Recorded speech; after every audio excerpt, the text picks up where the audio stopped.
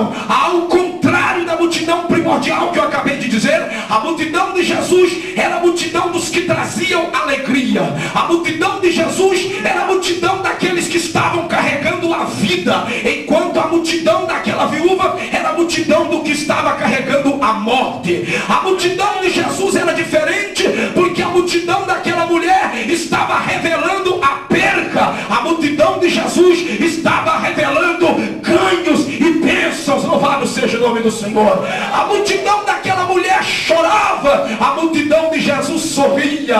A multidão daquela mulher estava triste, a multidão de Jesus estava alegre. Louvado seja o nome do Senhor. A multidão daquela mulher saía, a multidão de Jesus entrava. Essas eram as diferenças daquela multidão. E depara-se agora aquelas duas multidões. E quando se depara aquelas duas multidões, é a hora que Jesus entra na cena, ou na história desta mulher que nós estamos ministrando nesta noite. E quando Jesus entra em cena, a história toma um outro rumo, a história muda, a história toma uma atitude diferente. E eu comecei a observar algumas mudanças que ocorreram nessa história depois que Jesus entrou em cena. A primeira coisa que aconteceu quando Jesus entra na cena dessa história é que quando ele entra na cena da história,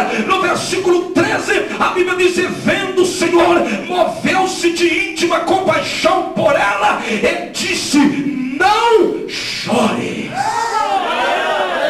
A primeira coisa que acontece quando Jesus entra na cena da história daquela mulher é que ele entra para dar ordem, para parar de chorar. É muito fácil alguém consolar alguém quando chora por um ente querido que acabara de morrer e dizer: não chora. Mas a pessoa que perdeu diz assim: é fácil para você, porque não foi você que perdeu. E engraçado que aquelas pessoas que ficam dizendo: não chore, não precisa de chorar, amanhã quando eles perderem um ente querido, eles vão chorar também. E mais, eles dizem: não chore, mas eles não podem enxugar lágrimas. Eles dizem: não chore, mas eles não podem tirar o motivo que fazia aquela mulher chorar. Mas Jesus fez tudo diferente. Ele diz: não chore. Eu creio que a mulher olha para ele e diz: como não chore? Será que ele não observa que eu sou viúva, perdi meu marido e agora estou perdendo meu filho? Mas quando Jesus diz: não chore, é porque ele já está enxugando as lágrimas.